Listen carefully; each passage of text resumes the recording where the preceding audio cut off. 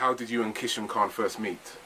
Keyshawn, funny enough, when I left university and was trying to get on the scene, I moved to London. I went to university in Cardiff. I moved to London and was kind of looking to get into music, and so at that time I was still very much, although I had I'd come across a bit of African music and a bit of Latin music, I was still very much on the jazz thing at that time, although albeit sort of maybe Herbie Hancock and sort of more funk orientated jazz, but so I was just going around London trying to meet players, and I was at that time, particularly because home studios didn't exist in the same way, it was all a little bit more organic in a way, and so the way to get out and meet players was to go out and play, and there were a lot of jam sessions going on, which I think have started to come back a bit again now. There was a period where there was less of them, but and so I went around lots of jam sessions, and I went to some good jazz jams, but somehow wasn't quite much as I loved that music. I didn't quite sort of see myself in that scene, and then I went down to a jam session that Keyshawn was running in Soho, in a club called the Samritz Club in Wardour Street. How long ago was this? This was 21 years ago. And he was running it, and it was an amazing little community of musicians down there playing, funny enough, similar music to what we're doing now, but maybe we were all a little bit greener. So we met. I went down and heard. Actually, there's a track on my album called "You've Got To," which Keyshawn wrote when he was 18, and I heard that was the track that I heard when I went down to. I was like, "Wow, this is great! This is where So that putting that on my album was a little homage in a way to that very much influential thing in my life, where I went down and heard this track and was like, "Okay, this is where I want to be." So I sort of went to the jam for about a month, and I was lucky that they were just kind of in between horn players. So I ended up being the trombone player for the house band. And we did that jam for about a year before we stopped it, and then kind of carried on from there really. And both Keyshawn and I from there, because we were very much playing around with a lot of world music influences, but as I say, a bit green around the years. So we both then went into sort of playing a lot more with the straight head Latin bands and African bands and stuff to sort of really learn our craft a bit more, but our collaborative projects have kind of carried on being more sort of mixing it all up and seeing what comes out. That takes me on to your composition credits on your new album, which Yeah. are shared between yourself, Keyshawn Khan, and double bass player Max de Wardener. Was it a free-flowing writing process?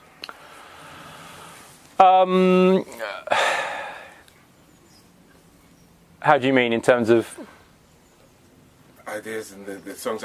You've alluded to the fact that now the album's been written over numerous years. So it's been in between your gigs and then and then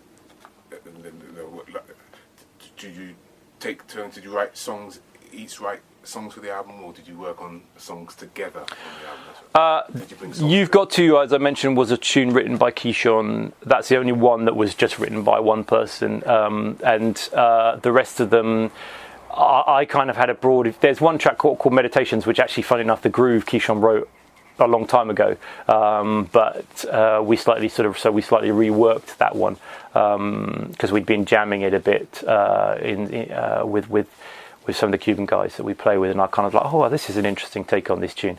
So I kind of wanted to capture that in a way, but actually the origins of the track, it was one of Keyshawn's more early explorations into sort of mixing the African thing with some of the more Indian sort of Bangladeshi elements. And we've been doing that quite a lot recently with his group Lucky Terror. So it kind of seemed like a good time to sort of bring that track back and rework it. But it didn't have any horns on, so I put the horns. I put a new horn arrangement onto it, and that kind of influenced. Yeah, I mean, it kind of went backwards and forwards, and Keyshawn changed the way he approached the piano playing on it a bit. So it kind of ended up being, almost a different thing from what it had originally been.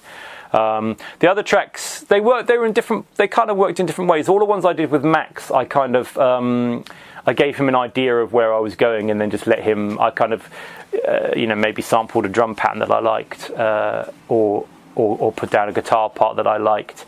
and then gave him free rein. Like, what do you hear on this? I mean, my reason for choosing Max is because I love his writing. I think he's a great writer, and he's also got a very quirky approach to writing. He's one of these guys who wants to do something completely different and try unusual things, but he manages to do it in a way that still stays soulful. So he's done a whole album, for example, making noises with children's toys. But actually, he managed to make it sound like music and have a heart to it. It's not even though it is a cerebral process, it doesn't sound like a cerebral process. So I've always loved his approach to writing, and he kind of comes out with stuff that you just wouldn't have expected. And so I didn't want to dampen that. That was the whole point of using him was because he had that that sort of creativity. So I wanted to make sure that he was free to do so. And so I would put down his influence and say, I'm kind of going in this direction, but do what you like, kind of thing. And then from there, actually, I would probably, in almost every case, I then got rid of the thing that I put down to influence him, and then wrote off of the top of the bass line. So there was a kind of a backwards and forwards process sometimes with the tracks where it was like, okay, this was the original tension, this is the way it's gone, now let's kind of move around a bit, particularly because I work so closely with Keyshawn. I've been lucky enough to be able to go backwards and forwards and redo the piano parts, so I suppose it has been quite free flowing. Where was the album recorded? All over the place. 3 of the tracks were recorded live in East Coast Studios in West London, but even then I did do some overdubbing, but a large part of the tracks were recorded live in East Coast. Although, actually, having said that, I replaced the horns completely on one of them, just because I decided I didn't like the horn part I'd written. so I rewrote the whole thing, and in this process I left the sax solo, funny, the bass clarinet solo, but then the rest of the horn parts were all re-recorded at a later time.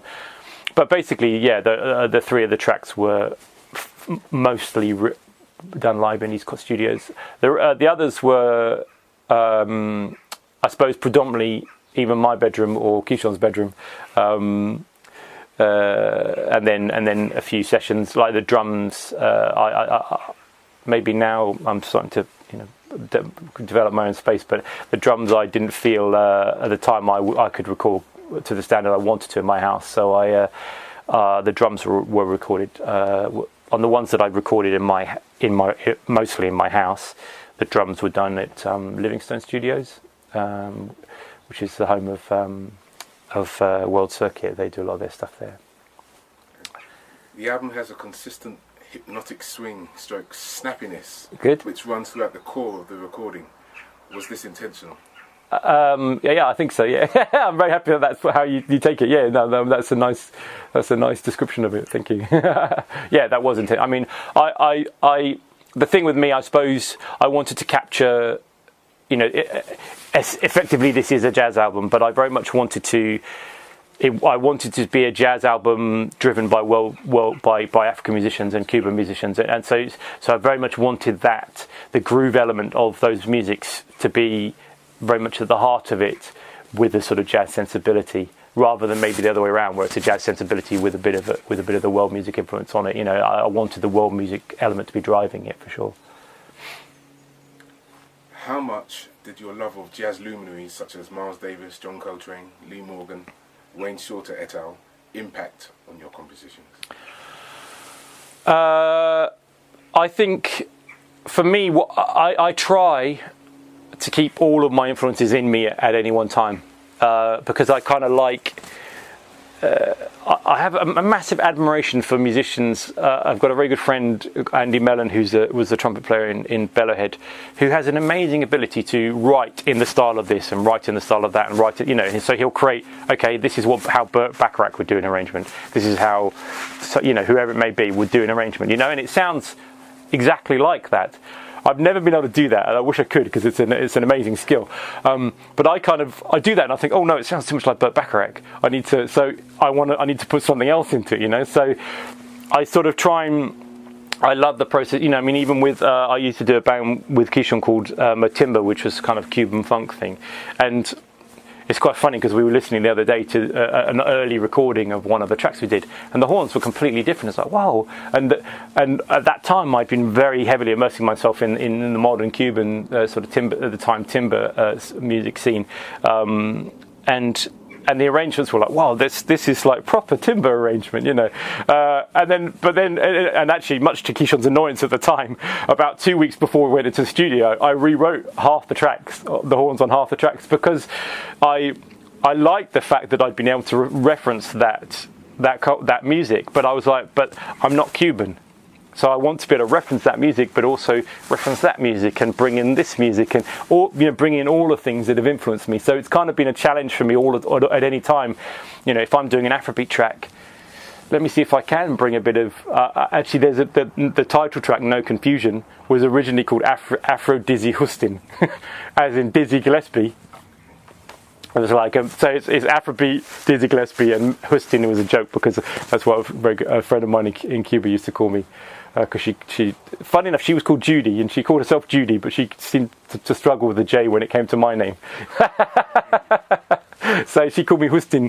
So that was it. So yeah, so I've kind of very much like, it'd be really interesting to sort of take that Afrobeat language, but maybe get a bit of this into it, and ideally, so I kind of almost want you not to be able to hear where it's come from. Or if you do hear where it's come from, at least be able to hear all the places it's come from, you know. So yeah, definitely I keep all of those guys in mind when I'm writing, for sure, because they were a massive part of why I became a musician. And as I say, I like kind of, you know, trying to reference all the things that have made me become the musician that I am. The first time I saw you perform live was at the Jazz Cafe as part of Dele Sasimi's Afrobeat Orchestra. Yeah. How did you and Dele Sasimi initially cross paths? Well, actually, it was a lucky coincidence, funny enough, because he fairly recently moved to London, and going back to the jam session thing again, he was running a jam session in a tiny little bar just on the roundabout at Elephant and Castle, and it was just luck really that a sax player that I was doing a funk band at the time, and the sax player was walking. There was a rehearsal studio just down the road from this venue, and the sax player in the band had been walking home from a rehearsal one evening and heard this music and went down. And so the next week we were rehearsing again. He said, "Man, you've got to come down to this jam session." So I went down, and again, it was a kind of, I suppose, a little bit of a, like it had been with Keyshawn, it was a little bit of a kind of, this is really where I want to be, you know. And so I carried on going to that jam regularly, not for that long before Dele basically was like thinking about putting his own band together. This was how long ago? This was 18 years ago, I think, or maybe even 19 years now. Yeah. And he was thinking about putting a band together, and there were a bunch of Nigerians that he already knew who he was considering. I think they'd already been discussion about doing a band, and then me and that sax player kind of completed the lineup. So that was 18, 19 years ago, and as I say, just kind of luckily ended in the right place at the right time, you know, because I kind of got down there just to the point where he was thinking of starting a band. So and I've been in there ever since. And very quickly, who else makes up the horn section in his band?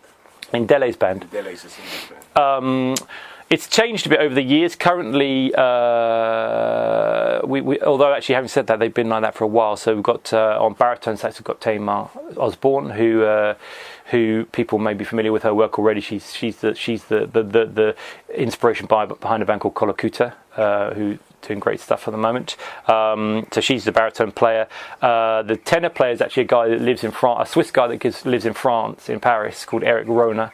We've just started using a bass sax player on quite a lot of our gigs as well, a guy called Ben Plocky, who was from a Bristol-based Afrobeat band called No Go Stop, and we've done a few double bills with them in the Bristol area.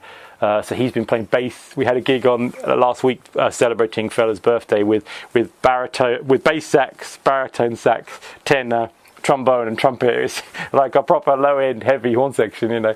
The trumpet is a guy called Tom Allen, although he's recently moved a bit further out of London, so he's not always on the gigs, not always doing the gigs. We had a guy called Yelfis Baldes, who's an amazing Cuban guy, playing with us as well. But yeah, Tom Allen's been the trumpet player for the last few years. And that's kind of the main horn section. But obviously, you know, the nature of things is sometimes people aren't available, so there are various people that are on the fringe of the band. But that's kind of the core horn section, yeah.